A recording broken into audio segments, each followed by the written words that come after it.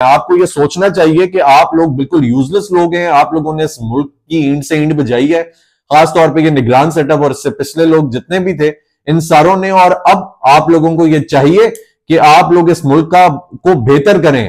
अब फजल रहमान साहब कह रहे हैं कि खुदा करे कि हुकूमत और पार्लियामान ना चले। अस्सलाम वालेकुम नाजरीन, मैं हूं जमाल याकूब जाफरी और आप देख रहे हैं मेरा यूट्यूब डिजिटल चैनल। अगर आपने ये चैनल सब्सक्राइब नहीं किया, प्लीज नाजरीन इसको सब्सक्राइब करें, बेल आइकन को प्रेस करें ताकि आने वाले नोटिफिकेशंस बआसानी आप तक पहुंच सकें। नाजरीन, आज सबसे पहली खबर शामिल करेंगे। जो ताज़ा तरीन खबर है वो ये है कि अली अमीन गंडापुर साहब की जगह उमर अयूब साहब का नाम चीफ मिनिस्टर KPK के लिए दे दिया गया है। अली अमीन गंडापुर साहब के नाम पे कोई तहफ़्फ़ुज़ात थे, उसको तब्दील कर दिया है। और अगर देखा जाए तो उमर अयूब साहब भी पुराने सियासतदान हैं, बड़ी कुर्बानियां हैं उनकी पाकिस्तान तहरीक इंसाफ के लिए भी। तो वो भी अली अमीन गंडापुर साहब की तरह एक पुराने रहनुमा है पाकिस्तान तहरीक इंसाफ के। बेहतर पाकिस्तान तहरीक इंसाफ की लीडरशिप जानती है कि उन्हें क्या करना है।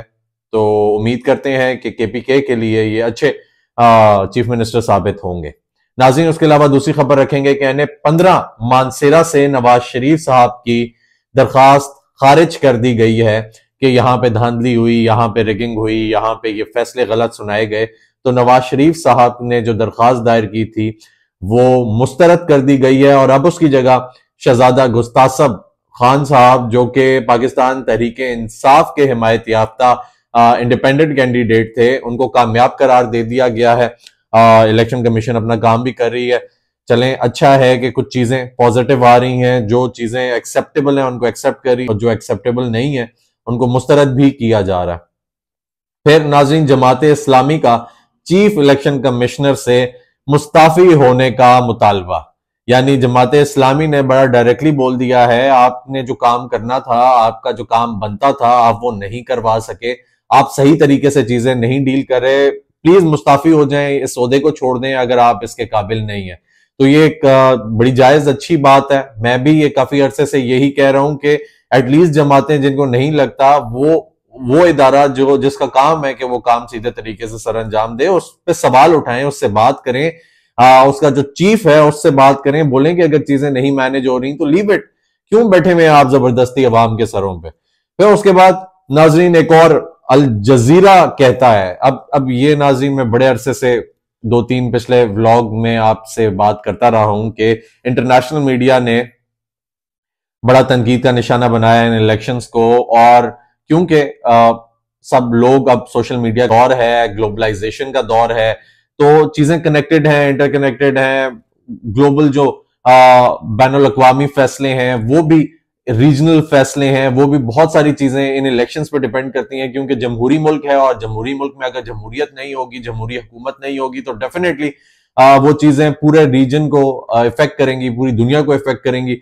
इसी तरह नाज़रीन, अल जजीरा अब कहता है, एक और खबर आ गई कि they are mandate thieves, mandate को चुराने वाले। नाज़रीन, ये एक बहुत बड़ी बात है जो उन्होंने अल जजीरा ने की। और जो नई हुकूमत है, जो नए वजीर आजम साहब होंगे, उनको कहा है कि ये मैंडेट अवाम का चुरा कर आए हैं, क्योंकि अवाम ने जो फैसला किया था वो फैसला तो सामने नहीं रखा गया।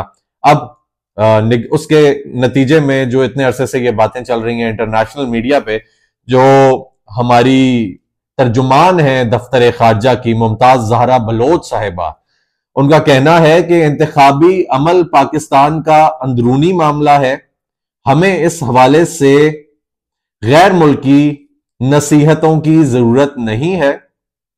पाकिस्तान अपनी जिम्मेदारियों को संजीदगी से लेता है और भरपूर तौर पे निभाना जानता है। अब जहां तक पाकिस्तान की बात है, तो पाकिस्तान एक, अल्लाह का शुक्र है, हमारी पहचान पाकिस्तान है, पाकिस्तान से हम हैं। और हमारे लिए हम अगर हमारे एंड पे आए तो हमारी जान सब कुछ कुर्बान पाकिस्तान पे। लेकिन सॉरी टू से मुमताज जहरा बलोच साहिबा कि अगर आपका ये डिसीजन हो, आपको पता हो कि ये हमारा अंदरूनी मामला है और आप उसको बेहतर तरीके से सरंजाम दे सकें, तो कल जो हम लोगों ने बात की थी कि IMF की शराइत पर बिजली गैस जो है वो दूसरी दफा महंगी होने जा रही है और साल में तीसरी दफा वो ना होती। आज नाज़रीन आपको ये खबर दें कि आज वो गैस जो है वो 67% महंगी हो गई है। आम इंसान पर, आम शख्स पे उसका बोझ डाला जाएगा और उसके लिए गैस के बिल अदा करना मजीद मुश्किल हो जाएगा। सर्दियां एंड हो रही हैं, इख्तिताम को पहुंच रही हैं, लेकिन फिर भी एक आम आदमी के लिए वो गैस के बिल देना इंतहा का मुश्किल काम है। और एक आम आदमी अभी भी बिल्स नहीं दे सकता। एक हीटर लगाता है, एक चूल्हा जलाता है और 10-20 हजार रुपया बिल देता है। तो ये एक बहुत बड़ी जुल्म की बात है, ये गलत बात है। और अगर मुमताज ज़हरा बलोच साहिबा आप ये बातें कर रही हैं तो इसको ऑन भी करें। फिर उसके बाद आप ही की बात करते हैं। वजारत खजाना ने IMF से मजीद 6 अरब डॉलर कर्ज लेने की तैयारी कर ली है।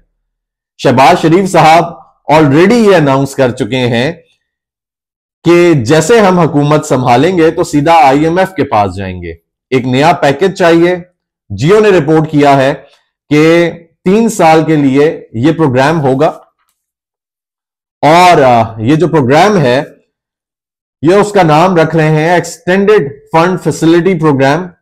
6 अरब डॉलर तक का कर्ज देने की बात होगी इसमें, जो कि ज्यादा मुश्किल शराइत पर मबनी होगा और बजट के लिए IMF की तजावीज ली जाएंगी और उसकी जो तजावीज होंगी उन्हीं पे बजट डिसाइड किया जाएगा। अब नाजरीन, ये जो मुमताज ज़हरा बलोच साहिबा जो तर्जुमान है दफ्तर खारजा की, इनकी बात इस चीज से यूजलेस हो गई कि आप एक तरफ कह रही हैं कि हम लोग खुद मुख्तार हैं, हम लोग अपने फैसले करना जानते हैं, हमें डायरेक्शंस ना दें। ऐसी स्टेटमेंट्स क्यों दे रही हैं जब नीचे आप कह रही हैं कि वजारत खजाना, अभी आप लोगों ने केयर टेकर जो आपकी हुकूमत है उसने IMF से 6 अरब डॉलर का कर्ज लेने की तैयारी कर ली है।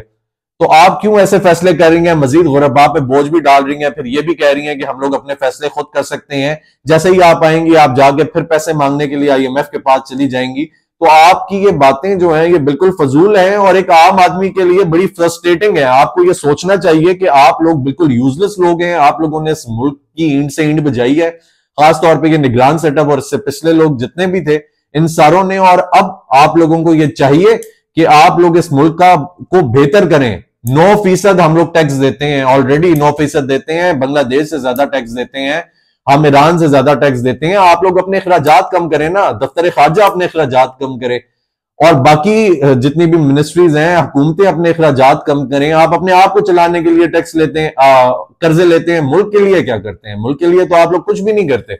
और अगर मुल्क के लिए आप लोगों ने करना है तो फिर दिखाएं, अवाम को करके दिखाएं। मजीद आप टैक्स ले रहे हैं, यहां पे अवाम मेहनत करती है, मुशक्कत करती है, रिस्क हलाल कमाती है, फिर भी आपको टैक्स देती है। तो आप फिर ऊन पटांग बातें भी करते हैं साथ में।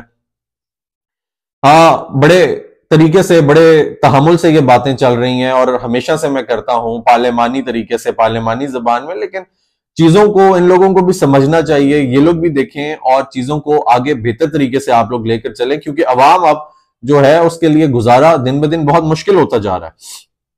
अब फजल रहमान साहब कह रहे हैं कि खुदा करे कि हुकूमत और पार्लियामान ना चले।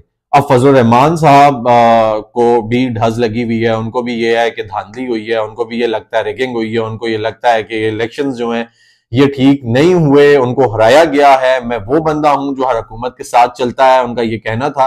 और अगर मुझे नहीं रखा जा रहा, मैं हमेशा सीट विन करके आता हूं, मैं कैसे हार गया, उनसे एक्सेप्ट नहीं हो रहा उनकी डिफीट। और वो ये कह रहे हैं कि मेरी ये दुआ है कि ये हुकूमत ना चले। भाईजान, अगर हुकूमत नहीं चलेगी तो जमहूरी निजाम आगे नहीं बढ़ेगा। जमहूरियत को अगर आगे बढ़ाना है, जमहूरियत को लेकर चलना है, तो हुकूमत कोई भी हो, जैसी भी हो, और वो सिर्फ आवाम के लिए रिलीफ दे, आवाम को रिलीफ दे और अपना टाइम मुकम्मल करे, ताकि एक रिवायत कायम हो कि वक्त मुकम्मल करना है, वक्त मुकम्मल करके जो भी आएगा वो जाएगा, ताकि अगली दफा अवाम उसको वोट देने से पहले सोचे। उनके पास हजार बहाना होता है कि यार हमें तो वक्त ही नहीं दिया गया कि हम मामलात को चेंज करते, कंट्रोल करते, कुछ बेहतर करते। यह भी कहा है कि इलेक्शंस क्यों कराते हैं फजल रहमान साहब ने, कि इलेक्शंस क्यों कराते हैं अगर फैसला कर लिया है कि पीपल्स पार्टी को सिंध, PTI को KP और नून को पंजाब देना है। अगर फैसला ऑलरेडी हो गया, उन्होंने बड़े जज्बाती अल्फाज इस्तेमाल किए हैं। उन्होंने कहा कि अगर ये फैसले ऑलरेडी कर लिए हैं आप लोगों ने, ठीक है, आप लोग ये बातें कर रहे हैं, तो फिर इलेक्शंस क्यों करवाए हैं? अवाम का फैसला नहीं सुनना, अवाम का मैंडेट आपने रिजेक्ट कर देना है, तो फिर क्यों ये बातें कर रहे हैं? तो नाज़रीन इस पर सोचना चाहिए, खासतौर पर निगरान हुकूमत को ऐसी बातें करने से पहले आप लोगों का काम था, इलेक्शन कमीशन का काम था कि आप लोग बेहतर तरीके से फैसले दें। इलेक्शंस के अवाम अब देख रही है आप लोगों को, क्योंकि मुल्की हालात बहुत खराब है। मजीद आप महंगाई किए जा रहे हैं, आपने गैस महंगी कर दी, अब आप 2 दिनों बाद बिजली महंगी कर देंगे। ऑलरेडी फ्यूल आप महंगा किए जा रहे हैं, पिछली दफा फ्यूल महंगा कर दिया, अभी फिर से आप फ्यूल महंगा करने की तरफ जा रहे हैं। तो प्लीज चीजों को बेहतर तरीके से देखें। IMF के पास जाना, नए नए कर्जे अपने आप को चलाने के लिए आपको चाहिए, और तो किसी चीज के लिए नहीं चाहिए, आपको घूमने फिरने के लिए चाहिए, आपको अपने जो फैसिलिटीज हैं, जो आपकी अयाशियां हैं उसके लिए चाहिए, उनको कम कर दें, थोड़ी सी कम कर दें तो मुल्क चल जाएगा। नाज़रीन अगर आपने चैनल सब्सक्राइब नहीं किया प्लीज इसको सब्सक्राइब करें, बेल आइकन को प्रेस करें ताकि आने वाले नोटिफिकेशंस बआसानी आप तक पहुंच सकें। अपना ख्याल रखें।